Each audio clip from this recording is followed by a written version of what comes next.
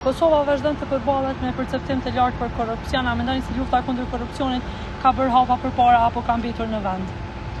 Jo, nuk ka lëvizje progresive, një si tjetër moce për korrupsion s'ka përveç perceptimit të përgjithshëm, edhe qytetarët e Kosovës vazhdojnë të mbesin në bindjen se Kosovë nuk luftohet korrupsioni. Element tjetër është që s'ka asnjë rast fuqishëm të ndonjë zyrtari të lartë që është i burgosur për korrupsion. Nuk ka asnjë konfiskim të pasurisë së krijuar në mënyrë të palehtëshme, derisa institucionet tjera kanë lëviz në përgjithësi plot të them te pjesa e drejtësisë, nuk ka progres, nuk ka lëvizje, edhe duhet të ripërsëris atë frazën se diferenca në mes shtetit demokratik edhe anarkisë bën prokuroria. Në Kosovë prokurori ka vetëm formalisht, kurse te pjesa e luftimit korrupsionit rezultatet janë zero. Dhe hapi kryesor është e prokuroria, mirë po edhe mekanizma të tjerë kanë detyrime, kanë obligime, edhe në retrospektivë Clint Rakën që 3-4 vitet e fundit çdo iniciativë për ndryshim të legjislacionit që kishte me bë luftën kundër korrupsionit më suksesshëm, të gjitha bllokohen. Domethënë nuk ka ne pëlqem në pajtueshmëri përgjithshme spektrit politik që të ketë angazhim kundër korrupsionit. Të gjitha nismat ligjore, të gjitha dërgohen gjykatë kushtetuese, aty prolongohen dhe rezultate nuk ka. Kështu që përveç që ndahen mjete për institucionet e drejtësisë që prokurorë gjyqtarë marrin paga të majme dhe të mira, në anën tjetër nuk ka as transparencë, as llogaridhënie, as ndryshim të legjislacionit.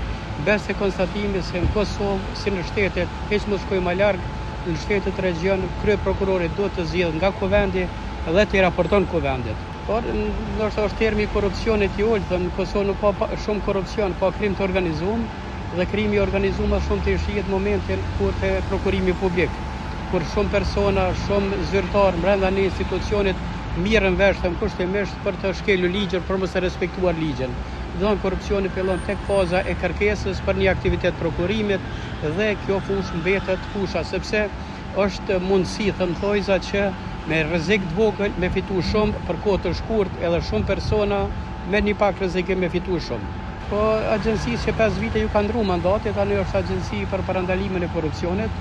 Agjenci kundër korrupsionit në kohën e vet nga viti 2006, mendoj që ishte nevojë e kohës, por tani institucionet janë, kemi institucionet, mendoj që do të ngritet edhe vetdia qytetare dhe te pjesa e luftimit korrupsionit nuk ka nevojë për agjenci, por të gjitha rastet duhet nga policia, nga prokuroria të atakohen, të ngriten akuzat dhe të ketë gjykime meritore.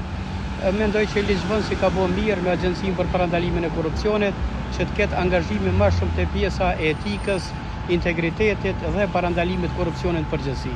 Por luftim korrupsionit mbetet detyrë primare e prokurorisë. S'ka vullnet politik për të ndryshuar legjislacionin, e më pastaj nuk ka vullnet që të bëhen lëvizjet të marrin përvojat e mira. E shoh që në Kosovë mund të prolongohen gjërat, por pa një pastrim të mirë fill prokurorisë si modelin e Tiranës nuk mund të lëvizim. Duhet të ketë një pastrim themel prej gjykatës kushtetuese e gjitha gjykatave dhe gjitha prokurorive, e më pastaj të fillon puna marrë dhe mirë. Mendoj që Tirana është një shembull, jo është modeli më i mirë, po është një shembull. Ne kemi edhe operacinë e cila lëviz në këtë drejtim, ka mekanizma të specializuara që luftojnë korrupsionin, kanë përvojën 15 vjeçare dhe nuk do të shkojmë më lart. Do të marrim këto dy përvoja të lëvizjes.